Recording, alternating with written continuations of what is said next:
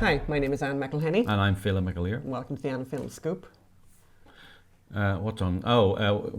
It's week 58, Phelan. It's week 58, which is 1 year, 1 month and 2 weeks since the 2 weeks to flatten the curve lockdown. So 58 weeks later of the 2 weeks. Yeah, okay. And what's happening, Anne? Have we flattened the curve yet? So just a couple of funny things I saw, or annoying things I saw. So I saw this. Look at this photograph from the New York Times and look at the headline that goes with it.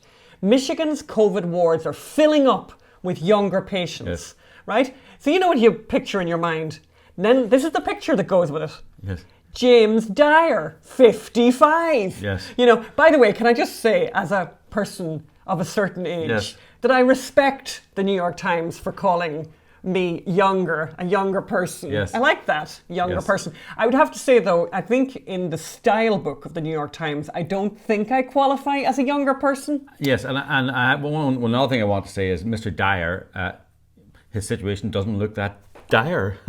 Get it? Why do you say that? Well, as a medical expert now, I think I should. Well, first of all, there's a cameraman in the room with him. Second of all, he's not wearing a mask. He's not wearing. He's not being intubated, which is a word nobody knew about before this pandemic, but now everybody knows he's not intubated. Oh, and they say he's recovering, by the way. Recovering. So.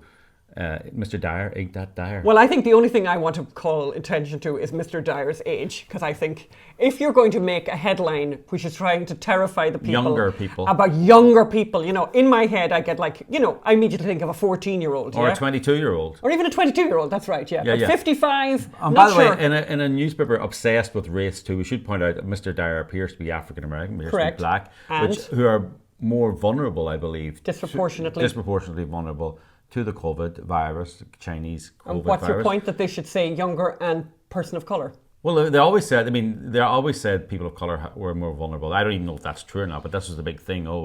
It's particularly... So he's not an example of a new wave or a new situation.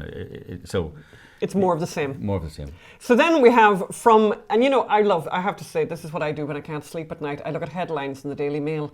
And what's sad is that some of the biggest stories in this pandemic have actually been covered by the Daily Mail. And here's a story that's not getting any kind of attention at all. Literally getting very little attention.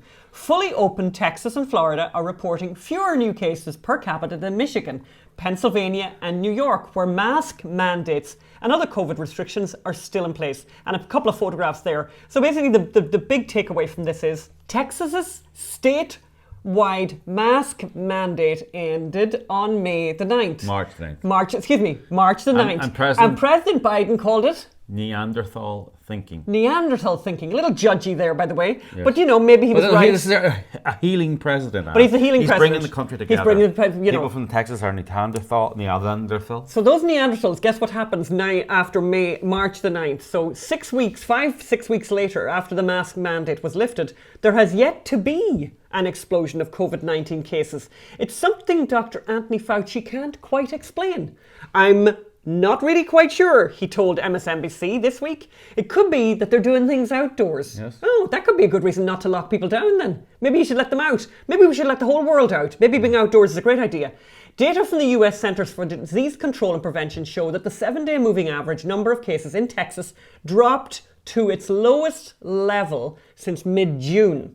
According to the CDC. Wow. Texas was average, whatever, the numbers are there. Mississippi also removed its COVID-19 restrictions around the same time. And it saw a drop in virus cases and hospitalizations. This world has gone nuts. The world has gone nuts because, and we say this very, very often on this program and then also when we were doing the Daily Virus. There are actually major news stories that should be covered, like the fact that everyone's out and about in Florida and they're not dropping dead. Yeah, Ireland is completely locked down. Britain is completely locked down. And they're not sending reporters over to Florida and Texas and saying, wow, what's happening here? Could we replicate this? And obviously there's something about being outdoors, and of course they're not letting people outdoors. It's just horrible. Anyway, that was kind of an interesting opening to our quite busy podcast today, Phelan. So what else is happening? The Oscars were at the weekend. We watched, so you didn't have to. Yeah, well, I know you've probably forgotten about it now, and we're sorry to bring up such a traumatic experience. But we'll talk about it, but not for long, hopefully, because I really just don't want to give it the energy. And later we'll interview our dear friend Chuck Donovan, who's the president of the Charlotte Lozier Institute, about Planned Parenthood's half-hearted acknowledgement of their esteemed leaders' eugenic beliefs. And the UK stands up to China. No, it doesn't actually. It shows actually that hostages often try and please their captors. And remember Hunter Biden's memoir? Well, we've discovered he's getting a very helpful advantage from Amazon. We're going to share that with you. Well, these tech billionaires stick together, and Democrats. So, and we interview Maria, and a very sad story actually. Maria, a mother who's become the heartbreaking victim of the transgender movement, the transgender social contagion that is destroying her autistic, socially awkward son. And crazy California is just getting crazier. Yeah, that's just a headline we could have every week. Yeah. You just have to say that exactly. No matter, you don't want to change it at all. And Anne McElhinney.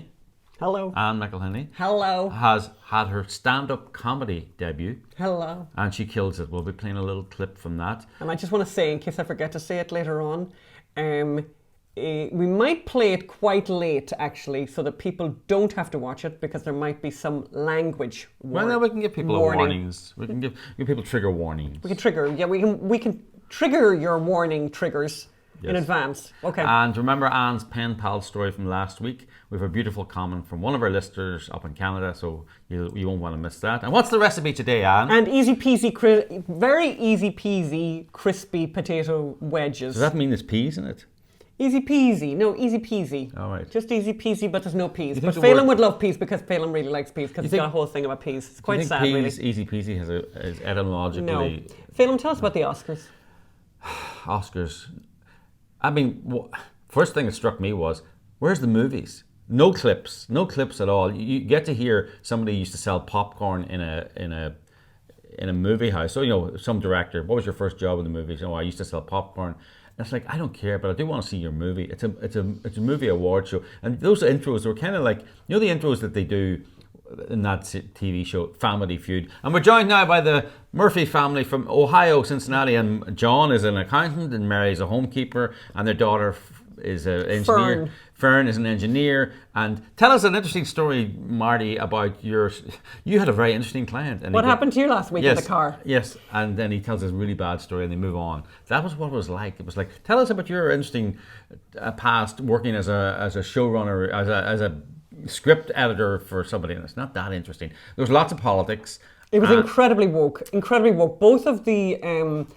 So they had the before show. They had those kind of what they call that, the red carpet sort of before show thing, and both of the people asking the questions, both of the hosts, I suppose, of that were African American, and no problem at all. But it was like, it felt forced. It felt like, oh God, we got to get some. We got to make sure that everyone here is African American, and there was definitely a very very impressive and very visual preponderance of African Americans in every part of the show, I have to say. Yes. And then there was an incredible amount of political of people making political speeches, with a couple of beautiful exceptions, like Tyler Perry, by the way. Big shout out to Tyler Perry, who made a really nice little comment, and we'll hopefully get a little clip of that, because he basically said he's not going to get involved in hate, and I'm not going to hate the cops. I refuse to hate someone because they are Mexican, or because they are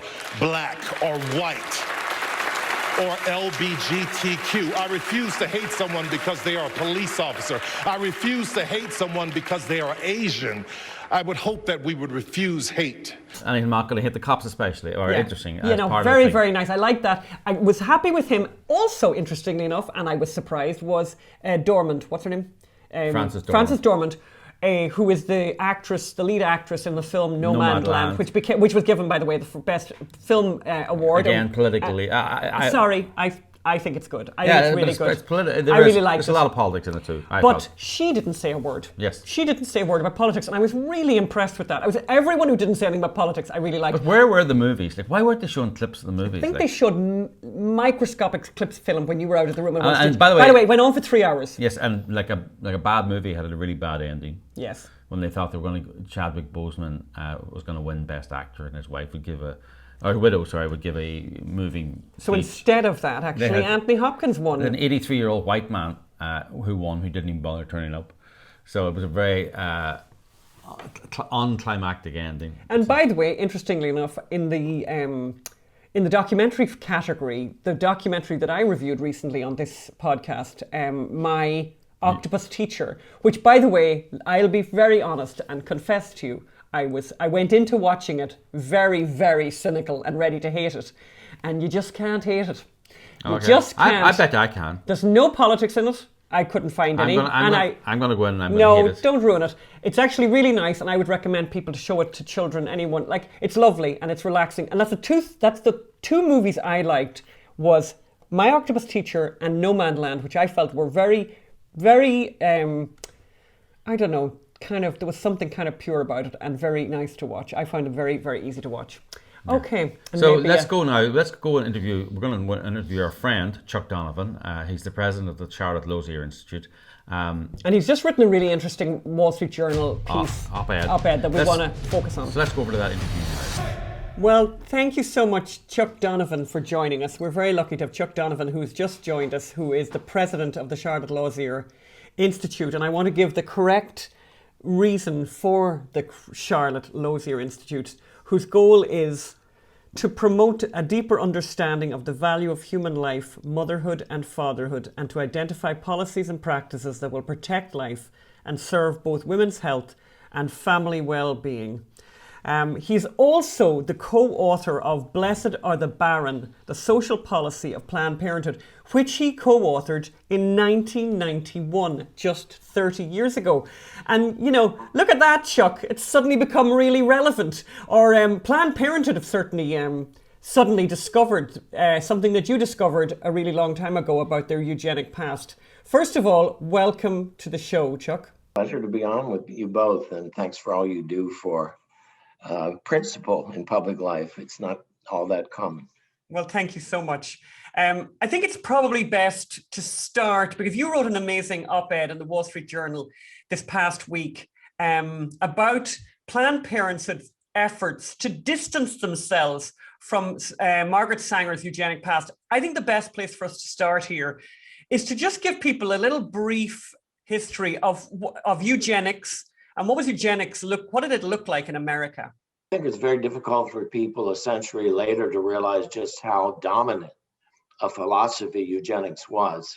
Obviously, back in the writings of Darwin, the science community first began to understand the role genes could play in all sorts of things, including hereditary characteristics and so forth. And lots of useful things have been learned as a result of that. But a lot of political ideas seeped into it, including various ideas about creating a master race, that being the most extreme. Others about breeding better human beings. That idea is still with us. And as a policy matter, it became an avenue to, I would say, elite academic credential, or at least academic credentials among the elite. It was a pretty common belief that eugenics was one of the more reliable tickets to a better future for humankind, but it also attracted a lot of people who were poorly grounded in understanding of human rights, or I would call the American principle of equality under the law. It was not viewed that way. They viewed it as a tool to basically remake the people rather than the more conventional means of improving society. It's funny. I'm quite fascinated by eugenics, and it's a history. It's one of those histories that gets very scant attention, for very obvious reasons, I think. But things like, I was surprised to realize that things like the Bonnie Baby competition, which I'm not sure they still have them, really came out of they used to have on fairgrounds. They'd have the perfect family competition, and that basically was people who were sort of literally white supremacists, right? They were kind of like blonde and perfect and tall and all of that type of thing. And that got celebrated.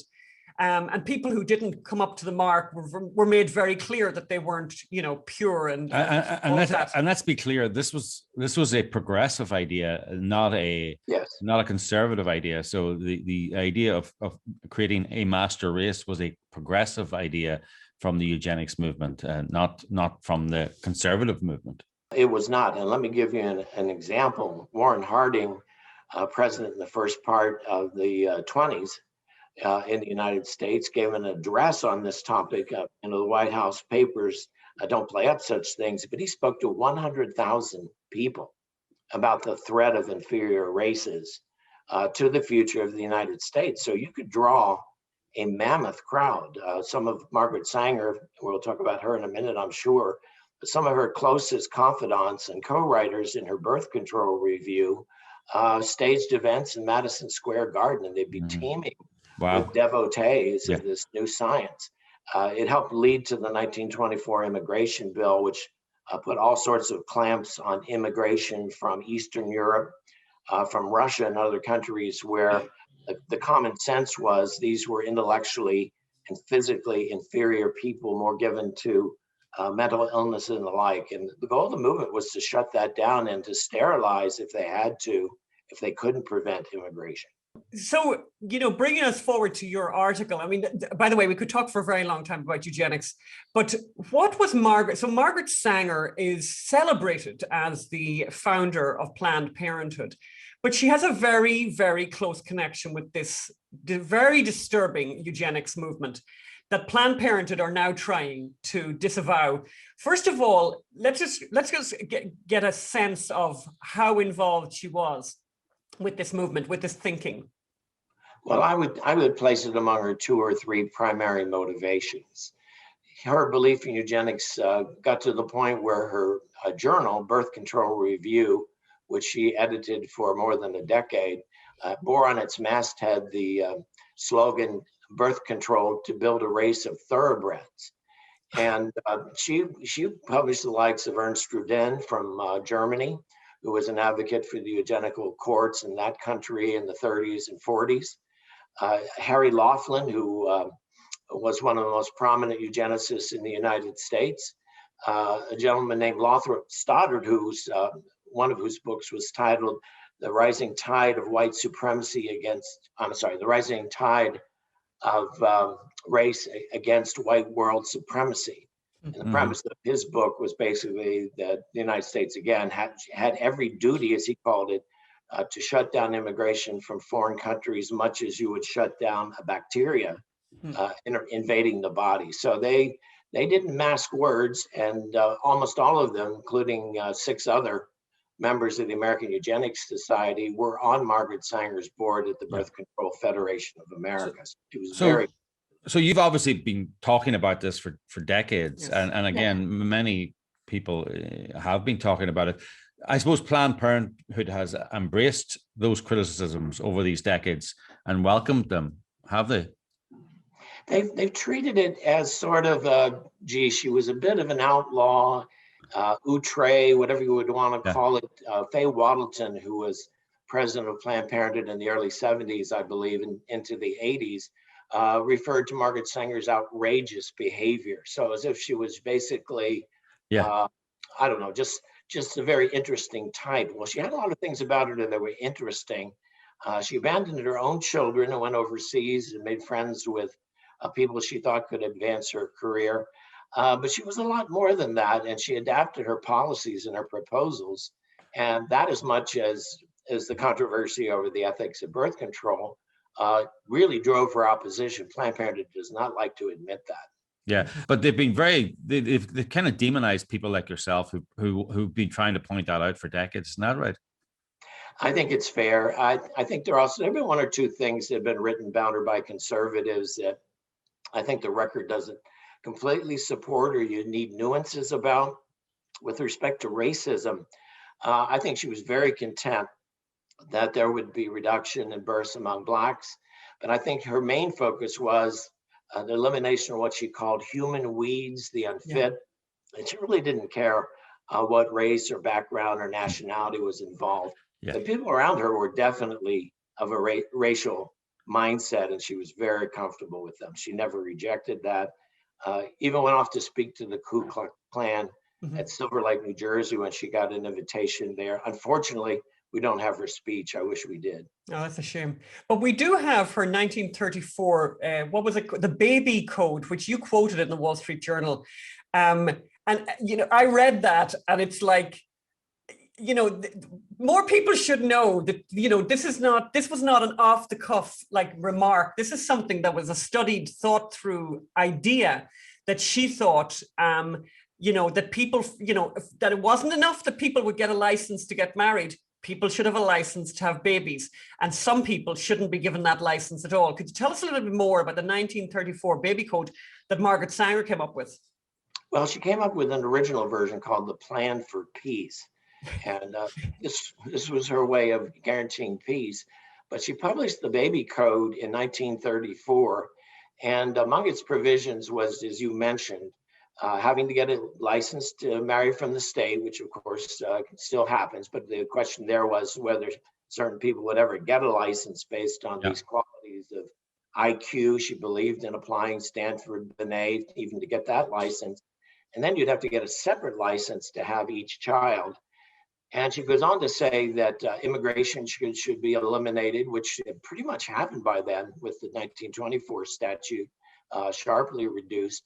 But the quote was that she thought that a rigid code of sterilization and segregation should occur to various groups, among whom she listed the feeble-minded, which by some calculations was half the public, anyone with epilepsy, anyone with an inheritable disease. And of course, the understanding of what diseases were inheritable wasn't exactly robust.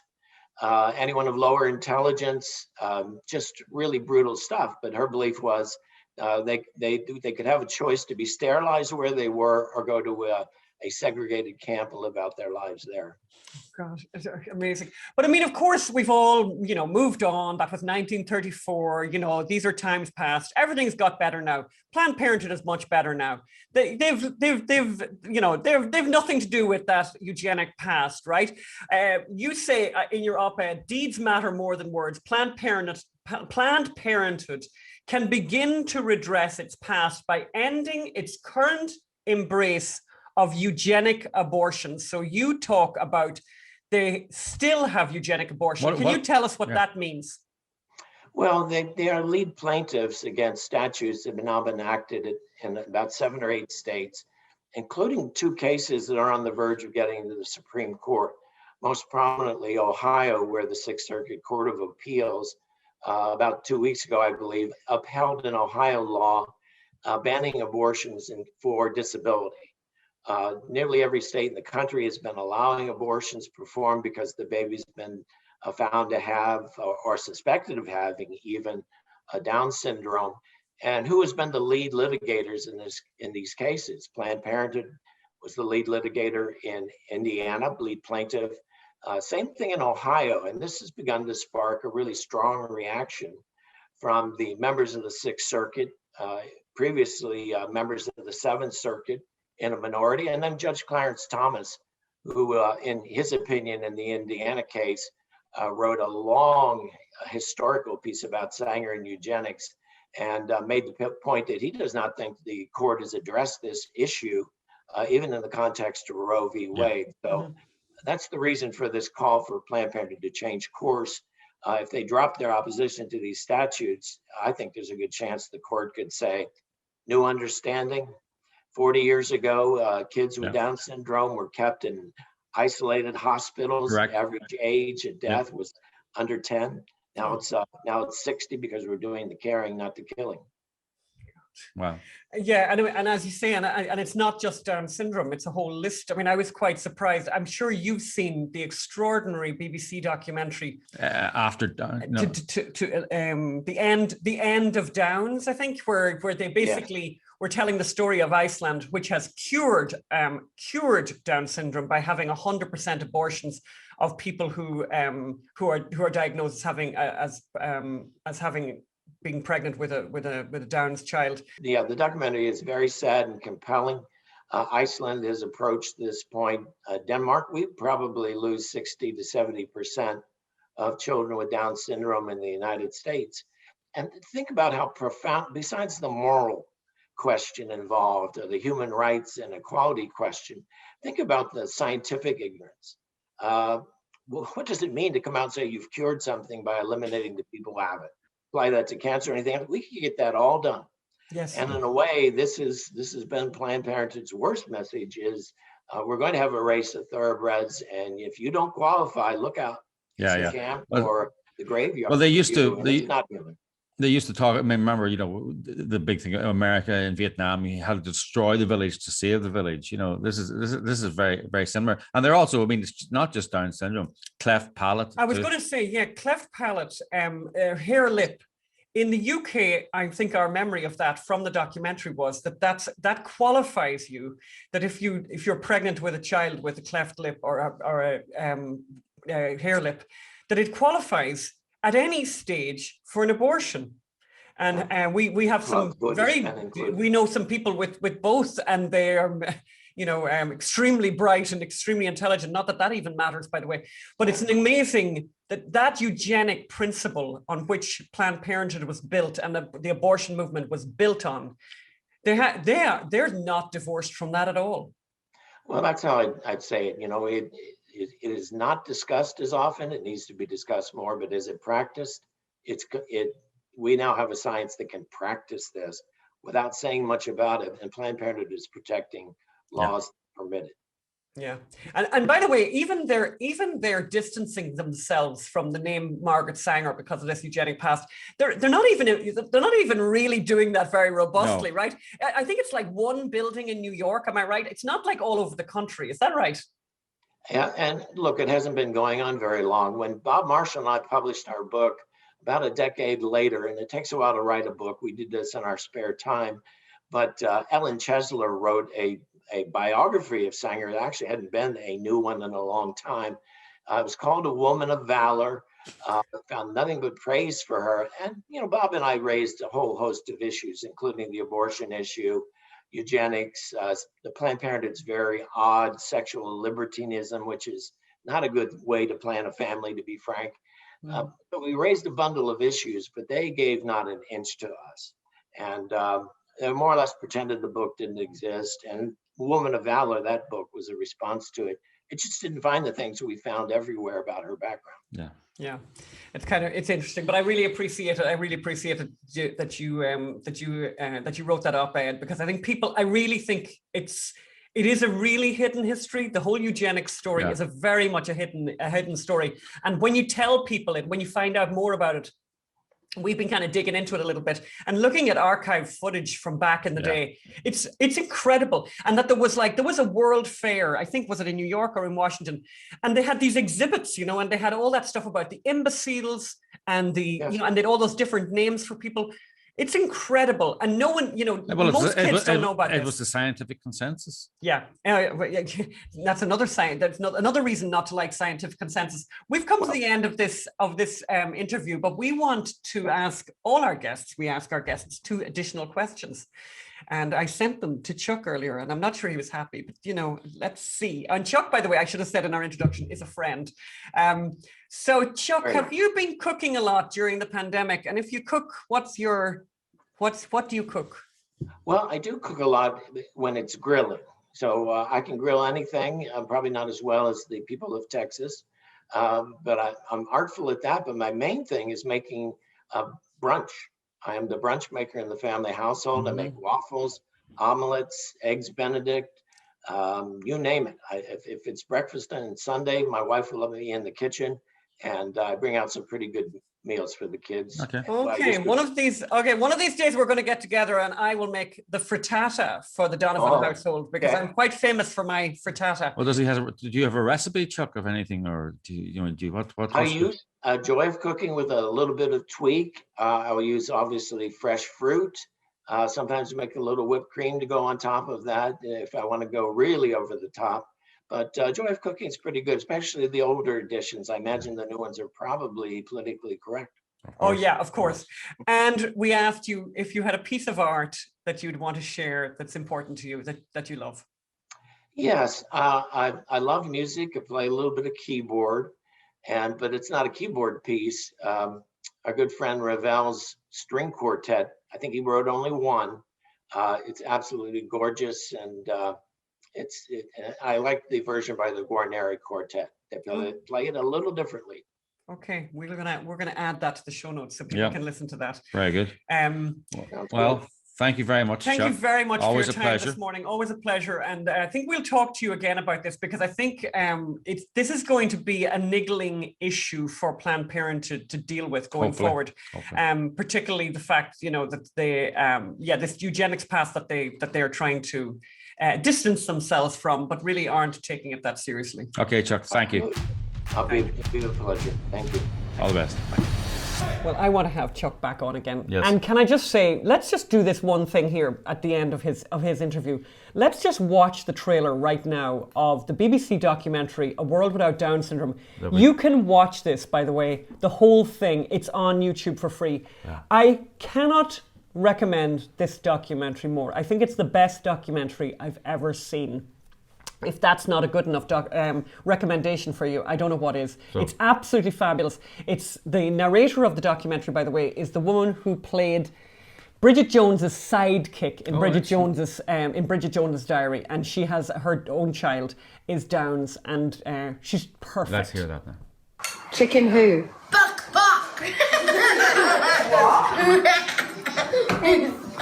That's rubbish. Knock. Who's that? 85. 85 who? Doctor! This is Ollie, my son. He likes chocolate ice cream. He likes Barcelona Football Club. He also has Down syndrome.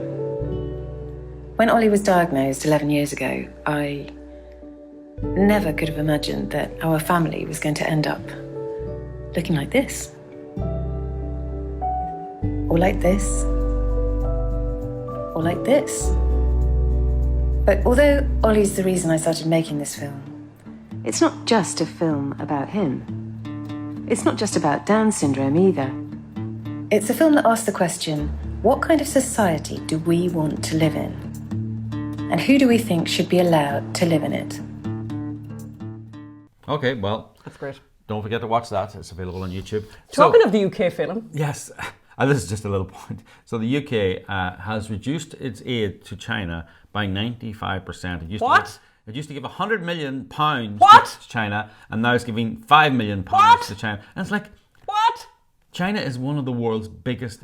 What is going on? China is one of the world's biggest economies. China has destroyed everybody else's economy by letting people travel from Wuhan around the world, but not letting people from Wuhan travel around China. What is wrong with people? What is the UK doing giving charity to China? I don't even understand that. I mean, the UK have a lot of their own problems, by the way. Yes. And China is really wealthy. Yes.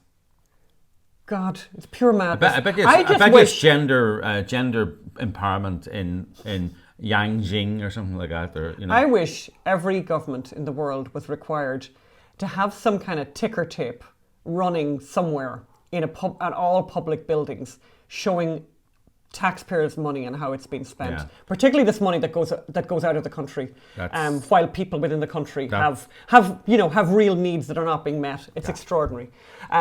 So now this is a very short little story. I had to mention this, by the way. So I have discovered that Amazon are giving an assist to Hunter Biden's book. So, as you know, I read Hunter Biden. I bought Hunter Biden, the son of Joe Biden, who we are making a movie about, My Son Hunter. Please go to mysonhunter.com. Give what you can. So basically, I decided to read the Hunter Biden memoir. It's called Beautiful Things, very, chronicling his addiction and all of that. Anyway, I read the book and I wrote a review. I said, this is a terrible book. The most crucial and central awfulness is that in a confessional memoir, Hunter Biden and his publishers deny the existence of his fourth daughter. She is written out of history by him and his father, the US president, a self-described progressive. The publisher lied completely, unnecessarily, and cruelly in their bio. They name his other children. But not the Imagine doing this to a child You don't have to imagine. Hunter and Joe Biden did that to a child. This is awful and always. I wrote. And I also, helpfully, you're allowed to put in an image as well. In my image that I added, you'll see I added the image of the bio showing where they named from the book. And you gave it a 1 star. And I gave it a 1 star. And then they let me know immediately, you know, that they had to review it and that within a few days it would be published or whatever. So then I get this email a number of days later. Thank you for submitting a customer review. After carefully reviewing your submission, your review could not be posted to the website. While we appreciate your time and comments, reviews must adhere to the following guidelines. So I would ask my very intelligent and clever and beautiful and attractive, wonderful listeners and watchers to help me out and help me work out what I did wrong. So the review should focus on specific features of the product. I did that, right? You did that. And your experience with it. I definitely did that. Feedback on the seller or your shipment experience. I had nothing to say about that. We do not allow profane or obscene content. I did not do that. This applies to adult products too. No problem. Didn't do it. Advertisements, promotional material, or repeated posts that make the same point excessively are considered spam. Not guilty. I didn't do it. Not guilty. Next, please do not include URLs external to Amazon or personally identifiable content in your review. I didn't do that. And any attempt to manipulate community content or features, including contributing false, misleading, or inauthentic content, is strictly prohibited. So I didn't break any of those rules. So if anyone's got any suggestions about what I can do next, I suppose I should phone them. Is there a telephone number there? No. Perhaps I should phone them. Maybe when I phone them next. Amazon. Oh, I suppose they don't have any humans there. Oh, you can't phone Amazon. You can't phone Amazon. But they do have humans, but they're just humans that don't answer to whippersnappers like you. So what I did was I went on Amazon and looked up to see what was happening. So basically people have written very negative, you know, a number of people have written very negative reviews, quite a number of them actually, saying the point, making a point similar to the point I'm making about the child that has been written out of history by the President of the United States and his son. A horrible, horrible thing to do. Forget about politics. And I just think what has happened is that Amazon has decided, well, let's not have too many of those now. Yes. But I paid for the book on Amazon. I bought the book on Kindle. And by the way, Amazon can check that too. No, it's all there. It's all there. That, you know, they know I'm a verified. Even if a thing comes up saying this person has bought the product. They know I'm a verified reader, and it's so I will keep you posted on my on the developments. So now we go to a sad story, and we're going to go and interview Maria, not her real name, to hear about the true victims of the transgender craze, the transgender cult, and its promoters. So let's go over to that interview that we did earlier. We're joined now by Maria, and that's not her real name, and she's asked that we disguise her identity. And Maria wants to talk about her son Tom, and again, that's not his real name. And when you hear this story, you'll understand why Maria wants to keep her identity secret. Yeah. It's a very delicate story, and but it's a very important story. And you know, don't think that you're immune from this story and it can't happen to you, because it can happen to anyone. There are very insidious forces out there. So let's go over now and talk to Maria. Welcome to the show, Maria. Thank you for having me. Thank you. So thank you for coming on. So you're in we'll just say you're on the East Coast. You have a normal family life. You're not involved in radical politics or even moderate politics. You just live your life and have a family, correct? Correct. Husband, wife, children, two-parent family, stable, professional. Yeah. So, but you have a son called Tom, and we'll call him Tom for here. And Tom, I believe, it was always slightly autistic. Is that what you would say? Describe. Well, Tom. he wasn't slightly autistic. He was diagnosed with Asperger's syndrome back when it was differentiated between Asperger's and autism. So when he was 7, he was diagnosed with Asperger's. So we've known all along that, he had the syndrome, and he had early interventions and therapies and special accommodations in school, but very, very bright. Mm-hmm. So yes. And how did the Asperger's manifest itself? How did he behave in social situations, and how did you notice? Yeah, he was always awkward socially. When he was younger, when he was very young, I would say toddler through possibly 6th grade, 12 years old, he was on the hyperactive side of things. He would just barge into people's, if there were like a group of children, he would just barge in without taking consideration that, that was unacceptable.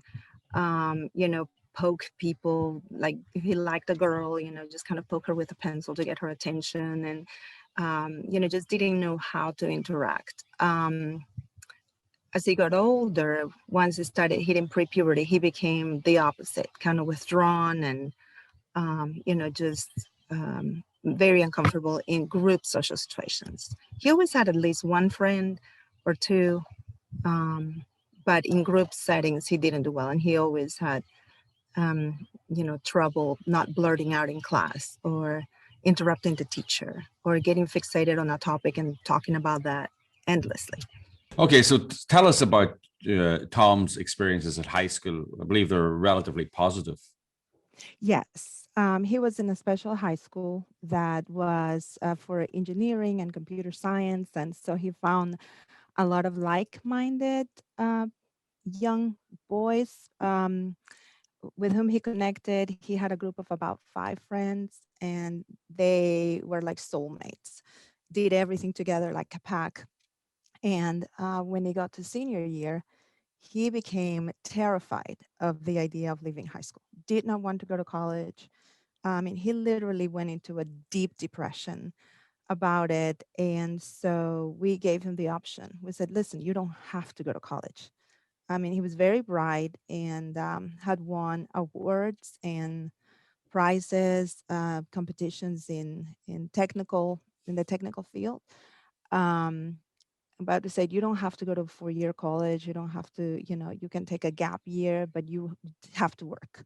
You can't sit playing video games for a year. Yeah. So he chose to go to college, and he went to college. And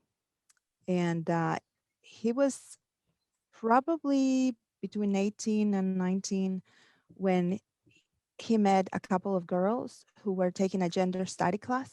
Mm-hmm. And they befriend him. And next thing we know, he's letting his hair grow, and he's wearing all these rainbow buttons in his lanyard. And, he was just acting very different than the way he would act before. He was stereotypically boy, the nerdy boy. Mm-hmm.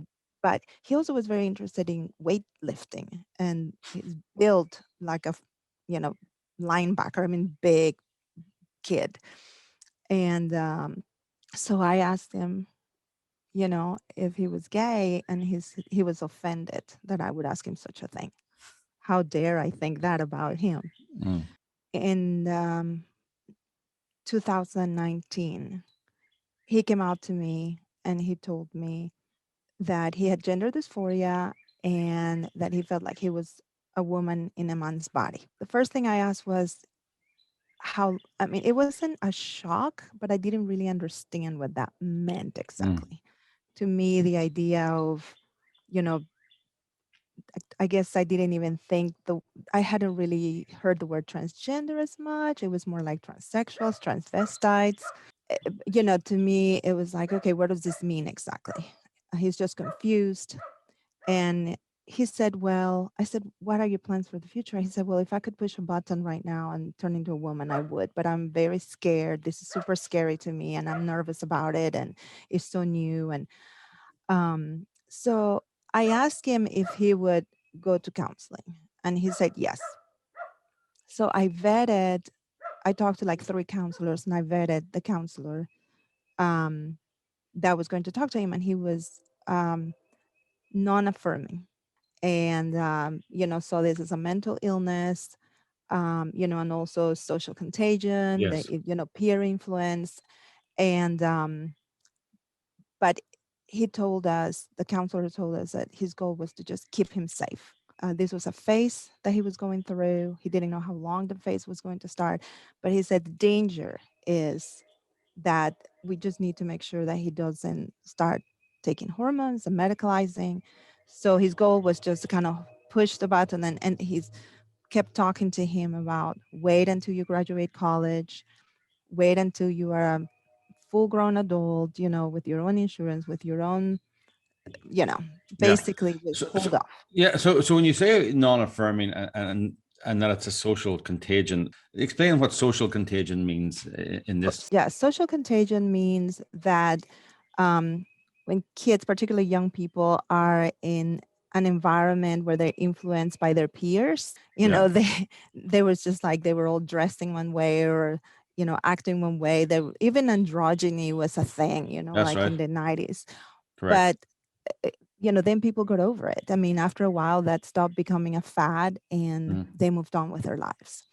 What makes this so different now is that these kids who are being, infected, quotations, by this social contagion virus are now being medicalized. So what would have been for upwards of maybe 90% of them a fad, all of a sudden now becomes, a lifelong issue. Yes, and affirmed by the medical establishment. And I think this is something people don't think about. When I was that age, I mean, anorexia was big with young women. Cutting, I missed the cutting thing, but that came later. But these are all examples of mental illnesses or social contagions and the difference back then was all the medical establishment was united in we got to stop anorexia, we got to treat it, right, we got to stop cutting. But now there's a significant part of the medical establishment that says these people who say they are born in the wrong sex, we need to listen to them and medicalize them and change their lives and change their bodies irrevocably. Yes, that's what is so shocking and sad and incomprehensible. Yeah. And so do you feel like that when he was at school, when he was at high school, this was not part of anything he considered, like when he was going through puberty or any of that? No. But he was always uncomfortable in his skin, yeah? Yes. And in fact, at the very beginning of when he started therapy, after a few sessions, we met with his counselor, my son and the counselor. And my son said, I always felt uncomfortable in my body. And I was pushing him a little bit and saying, but was it about you being a boy? Or he was like, no, it was just like, it felt like I didn't fit within my body, like my arms, like my legs, like they didn't belong to my body, like almost like my head didn't belong with my body. I mean, it was like almost like a disconnect, like a dissociation between like his body. And I said, but that's part of autism. I said, that's part of how people with autism feel. They feel uncomfortable in their body, in their skin. They feel like they don't fit. No. And then he said, so I went searching on the internet and I found this, and all of a sudden it made sense to me. Yeah. And he said, I tried to be the guy who gets the girl, and I wish that I could be the guy who walks away with the girl on his arm. And I've tried, and that didn't work. So this is the only thing that makes sense. This just fits. It makes sense. So he basically, like so many of these young boys, diagnosed himself by probably some test or something he read on the internet. Yeah. So the counselor was trying to help him see that, but then he took matters into his own hands then, isn't that correct? He was doing some do-it-yourself treatments at home, I mean, I don't even know what that was about, but we would just see strange things that he was doing with, things that he probably read on the internet. And we heard that, we don't have confirmation of this, but we heard that he might have ordered some hormones from China that he used for a short time. We know that all through this, our counselor was adamant that he should not do any of these things. And we also got word that he was looking to get hormones. When he had been in counseling for maybe like 8 months or 9 months, that he started seriously pursuing that, and the counselor kept trying to stop him. And the counselor was kind of naive, like a lot of counselors are. They either seem to be affirming. So this started in 2019. We're now in 2021. He got coached on the internet and was given the name of a doctor out of state, in a neighboring state, an OBGYN who, on the first visit, he came out with some sublingual drops that she gave him and with a prescription for a testosterone blocker and for estrogen. Now, this was before the blood results were even back. Before what, sorry? Blood results were back. The blood results, like the labs that she ordered, were even back. And those labs only were for like testosterone and estrogen. She did not check for autoimmune markers, which runs in our family. She didn't check for a risk, any kind of risk. All she did was basically just check his baseline for his hormone levels, and then that prescription went through and he started on those hormones. So that's what he's doing right now. And how has that affected him, and how has that affected your family life? Well, it's affected us profoundly. I mean, for one thing, we told him that our home was a safe place and he could not medicalize. People who judge parents like us, who are non-affirming, who don't jump in this bandwagon to support our children transitioning, medicalizing. We are accused that this is about not wanting a trans child. Our son had his long hair and his twist eyebrows and his shaved body and, you know, all these things for a year and a half. And we were fine with him living in our home.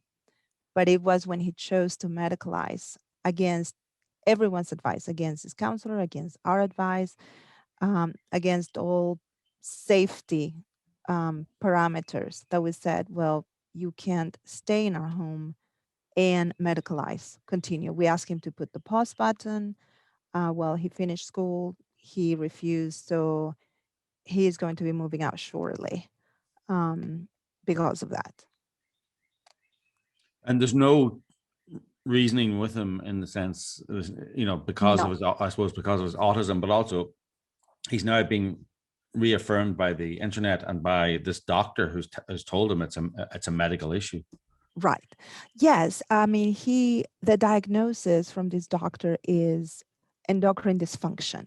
He does not have endocrine dysfunction, but that is his diagnosis from this doctor. Because supposedly he's a woman in a man's body and his body is making the wrong hormones. So they have to fix that problem. I try to show him some of the research about the really bad side effects of hormones. Within 4 months, the gray matter in the brain starts diminishing. There are cardiovascular changes. There is thinning of the bones, all of these things. And he told me that research didn't apply to him because he was born in the wrong gender and now he was fixing the problem with his hormones. So, I mean, they're so indoctrinated by the internet. It's like, it truly is a cult. Mm-hmm. It is a cult. Yeah. I'm just curious if the friend group that he had, the good friend group he had in high school, are they dropped them. He's dropped all of his friends from high school because he's rewritten the narrative. None of those friends, I mean, they all loved him. Mm-hmm. And none of them were hateful or prejudiced or judgmental or anything like that about it. But none of them are supporting what he's doing. So therefore he's dropped it. He now has a glitter family on the internet. A glitter family? What's that? Glitter family is like, you know, the trans family that embraces what they're doing, and the real families and the real friends, you know, we're transphobic and we're haters and you know, and toxic, of course. Toxic, yeah. It's a horrible situation. I can't even imagine what you guys are going through as a family. It's very, very tough. Yeah, it really feels like a death in a way. It feels like you're constantly in the process of burying your child, and that's what they want. So we're not doing that. You know, I mean, honestly, in a way where our son is now with his mindset, he would be delighted if we buried him. He told me, why don't we bury Tom? and have a funeral for him. And I was like, no. I mean, I actually burst into tears, and he felt badly about it and apologized. But yeah, I mean, but it does feel like a death. I mean, just now I was cleaning a room and I found all of these cards, you know, from the kids to my husband and I, and, you know, all this, you know, in his boy handwriting and his name. And, but he tells my husband, I'm not your son, I'm your daughter now. And, you know, don't call me son, and don't dead name me. But we don't call him by his female name. And we don't, I mean, he has like a whole persona on the internet that's female. But we're in a fairly, we're not in an area that is really woke, that is really into this. Yeah. So the universities and the high schools and, you know, probably some areas like, you know, the hip areas downtown are very like supportive. But, you know, suburbia and the places where we move and where he works, and people are not embracing of this. They're not jumping on it. And honestly, it's going to be interesting once he's on his own to see how he handles that away from the bubble of our protection. Yeah. Yeah. And I wonder what his friends will do then on the internet. You're right. It is a kind of a social contagion. I mean, I remember, and I must check it out now, there was an article in the New York Times many years ago about a group of young people in a town, and I can't remember where they all had the same illness. They were all struck by the same illness at the one time, and they all started shaking, and it turned out to be just a social contagion. There was no environmental. Once a few of them, and it was all children too, who didn't have fathers, who were difficult home backgrounds, or had some kind of autism like that. And this is just the same. And again, the difference then was people wanted to get to the bottom of it and wanted to stop it, as opposed to wanting to embrace it and celebrate it as courageous. Right. Well, I mean, let's be real. There's a lot of monetary gain in doing this. I mean, those hormones are very expensive, and you stay on them long enough, your body stops producing them, and you're medicalized for life. I mean, even with the young adults. I mean, that's a whole other story to be told. But yeah. So, I mean, there's reasons why this is happening. There's reasons why there's such a push for it. Yeah. I mean, your case is slightly unusual. Your son was a little bit older, but then his autism would mean he's, you know, socially younger. And emotionally. Yes. I mean, we put him at about 13 or 14 years emotionally and socially, and he's making these like really adult decisions. Yeah. So what would you say to parents who think it can't happen to them, and to parents who it is happening to? Yes, it definitely can happen to anybody. I mean, we had controls, internet controls in our internet system. That my husband is a computer guy. I mean, he checked those controls. We checked those controls. Everything was so innocent. You know, the first thing is check your internet. I mean, don't assume that, you know, they're not watching or involved into whatever it is that you don't think they're involved in. Most of these kids are going to Discord, you know, and they're even in YouTube. They're watching a lot of these transition videos. There's other sites that I can't remember right now, but those are some of the main ones. Discord and YouTube, But also you're saying, I think, am I right in saying that the biggest damage almost was done when he went to college and met the two women who were doing the gender studies? Yes, I think they were the ones who, you know, got him started on that. But the internet is what really, I would say, those two girls, they went away with the pandemic. So on their, you know, because they get bored, they go for the next person. But it truly was the internet that hijacked him. And they have like hypnosis videos that they watch that become like, you know, they become like hypnotized, and It's very, very, it's this influence that just takes over their brain. Yeah. The other thing too is know what it is that they're being told at their school.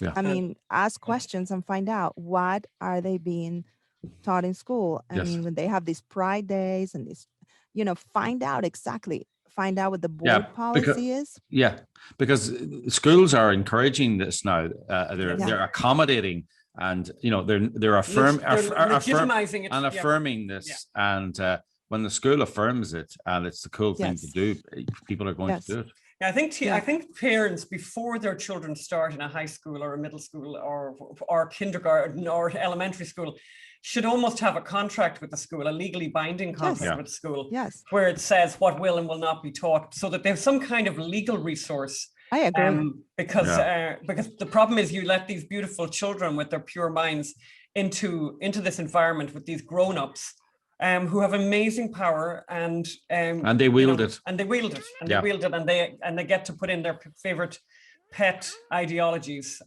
as an experiment almost. Very disturbing.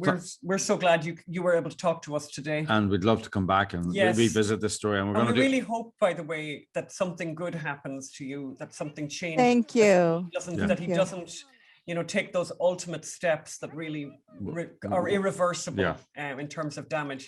I think all of our viewers and listeners wish you all the best. And we're going to cover this story and other stories like it, because it's one of the biggest scandals of our time. And it's not been given enough attention. It's been given the wrong attention. So thank you very much, Maria. And we wish you well, and we wish Tom well and the rest of the family, and hope that thank you. Thank you. We hope he wakes up sooner rather than later. Yes. That's our hope. Thank you. Thanks so much. Thank you so much. Okay. Bye. Well, that's a sad story. Now, that is a sad story. It is a really sad story. It's a warning to us all to fight back for the truth and common sense, and to make sure that, to fight back against this targeting and destruction of the most vulnerable in our society. I think history will look back at this time as a kind of a madness upon. It's like the end. It's like the end of the Roman Empire. Yeah. I mean, but I would say people who, in the past, there was a sense in which you could send your little gorgeous child off to the school and think, well, that's great. All the lovely teachers are there, and just gorgeous things and reading lovely books and everything. You just can't have that sense of. You can't have that sense of safety anymore. That safety is completely removed now. And so if you're in a situation where you're forced to send a child to a public school or to a public institution, you need to really get really, really busy finding out what they're doing and what they're teaching, and do your very, very best to prevent the damage in advance. Phil, crazy California, what's happening? Well, Gavin Newsom has announced that California is now going to be the first state to end oil extraction in the country, and he's going to phase out all oil extraction as part of a world-leading effort to achieve carbon neutrality, and he's going to ban fracking by 2024. All I've got to say about that is we were in Louisiana about a week ago or something like that. Yeah. Gas, or we call it petrol, was $2.45 a gallon. Yeah, that was expensive in stuff. Louisiana. I think people were complaining about it. Yeah. We drove past a gas station yesterday, and the most expensive gas there was $5.95. $5.95. Heading towards $6. Like, what price is it going to be when you end oil extraction and when you're anti-fossil fuels to that mad extreme?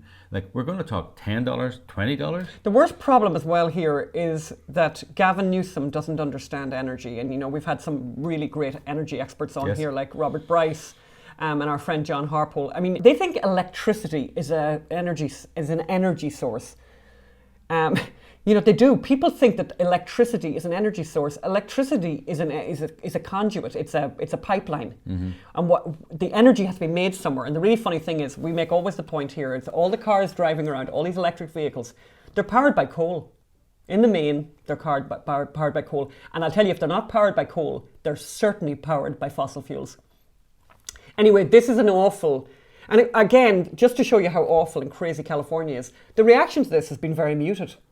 Because again, most Californians, I suppose a lot of Californians are stoned, right? And the ones who aren't stoned don't know where energy comes from and don't realize that they're going to have a problem. And, you know the story that we brought to you about what happened in Texas. That will be coming to a state near you, and particularly to this state of crazy California. Yeah.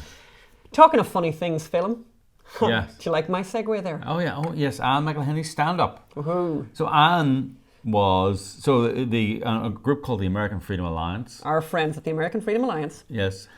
They decided to have that we all needed to laugh, and they were correct. Yes. And they had an event at a hotel here, and they were trying to keep the numbers down. There was huge demand. They had it on a Monday and a Tuesday night. Little super spreader event. And there was a couple of professional comedians there. Yes. And there was Anne McElhinney. Ta-da! And by popular acclamation, Anne McElhinney was adjudged to be the most funny there. And there was comedians there who have been doing stand-up for 10 years, what 15 can I years, say? 20 years. So let's play a little clip there, Anne. And I do think we should put a little trigger warning there because there might be some language. Might be. Might be. Shocking. Another thing not to do, okay, is don't watch House Hunters if you live in California. If you live in California, don't watch House Hunters during the pandemic because life is hard enough.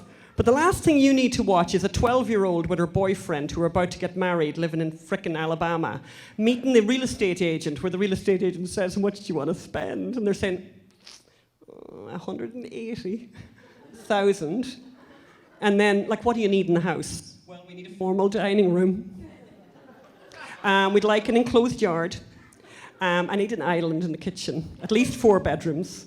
And they get the house for 140. So, yeah, don't watch that.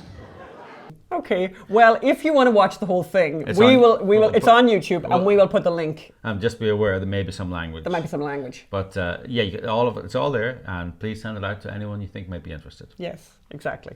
And we got a really nice message this past week on YouTube. So Sarah Joy McQuaid, who's up in Canada. Sarah Joy, lovely name, by the way, can I just say? And Sarah Joy wrote, and she was mostly very affected by... Yeah. Well, she says, thank you guys so much for your podcast. I'm homeschooled and live in the middle of nowhere in Canada. Phelan, by the way, Sarah Joy, Phelan was brought up in the middle of nowhere, so he knows all about the middle of nowhere. Well, that's a matter of dispute, actually. Well... It's all relative. We lived on a thing called the Broad Road, which was an hour from Belfast, where people who lived in sides of mountains, my friends. That's true. You know? That is true. I still live inside. Tell us more about Sarah Joy, Phelan. Sarah Joy. So she lives in the middle of nowhere, and you're my connection to what's happening. We are her connection to what's happening in the world. We're still pretty locked down here. And she says, and I'm also 16 and I have several pen pals. Go for it. Writing letters is my favorite way to communicate. And that's in reference to your story last week about your pen pal from when you were 7. Yes. 10. Holly Fitzpatrick. Holly Fitzpatrick. And then she reached out to you a few years ago, 40 years later, and you met up in Scottsdale. Yes. And there's the picture of the two of you. Yes. And you, by the way, none of you have changed a bit, and you're and you're both conservative. So that was nice. That was quite nice, actually. Yeah, That's true. That's true. Hello, Sarah Joy, and thank you for writing. And thanks a million. Keep writing in and keep listening, and thank you for your nice review. Really, really appreciate it. So, just to confirm that we're Irish, the recipe this week is potato wedges. And it was kind of a bit of a hectic time for the last while because we have been travelling quite a bit, so there's no video on this one, but it's just some pictures because it's actually kind of simple. Some photographs. So here's the trick with this, and as I said, I think I've mentioned this a few times in the podcast, the microwave is a very neglected tool in the kitchen, and you can use it and it can make your life a lot easier. I want to say something. I want to meet Gordon Ramsay for many reasons, right? Oh, go on. Right, but one of the big questions I want to ask him is, what has he got against microwaves? Oh, that's total snobbery on his part, you know, because I've actually seen very good cooks and very good chefs mention the benefits of using a microwave. He always because it has certain particular traits that actually suit things. Maybe it's okay for cooking, but not for heating up restaurant food. Maybe that's. I don't know. Anyway, so your potato. So these are crispy potato wedges. So this is the kind of thing you could cook really quickly and have it like if you're watching a movie together with the family and stuff. Mm-hmm. And I just think people really like it, and it's healthier than what you get in McDonald's.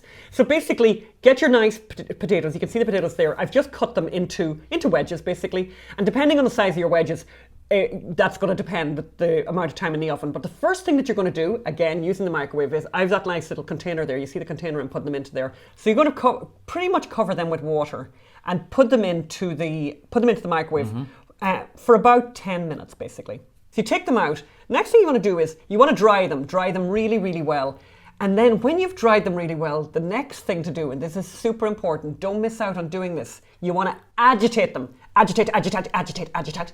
Is that the right word? Agitate. Is there another word? Yeah, agitate. Shaky, shaky, shaky. Right, when they're dry. Shaky, shaky, shaky. Make sure they're super dry. Give them a fluffy edge. Give them a fluffy edge. This is going to become quite important. Meanwhile, by the way, I should have said it before, you want to heat that oven up to about 350, even 400. Why not? And put a nice thin layer of oil. Be awfully careful. This is a little bit dangerous. Don't let the children do this. Nice thin layer of oil in there, like an olive oil, like nice olive oil in there. Put that into the oven. Have that piping hot. And then gently put your potato wedges that have been dried and agitated, put them onto that baking sheet and put them in the oven and time it 10 minutes. 10 minutes one side, then turn them over 10 minutes the other side. And that's pretty much it. And look at how lovely they look. And then just put a little sprinkle of salt there. I just cut up some spring onions to bring a bit of colour to it. And they were yum, yum, yum, yum. And yes, we ate them and watched the Oscars. Could you salt the water when you boil them or not? You could do that. If you really wanted to, but I didn't, and it didn't make a difference. Okay. But honestly, I can attest it did not make a difference. They're really, really nice, and I think they're going to be in heavy rotation around here. I love that heavy rotation. Do you like that? So we're making the Hunter Biden movie. It's My Son Hunter, and you can help. And we are really close to some serious, important milestones that will allow us to start production. Once we hit 700, we're now at something like $640,000 raised. Once we hit 700, we can start hiring actors, start production, start pre-production, start working out locations, paying deposits for people, all those kind of things that are important and have to be done. So please give what you can. We really, really need to hit that 700,000 mark, and every bit helps. So please do what you can. Thanks so much. See you next week. See you next week. Bye. Bye.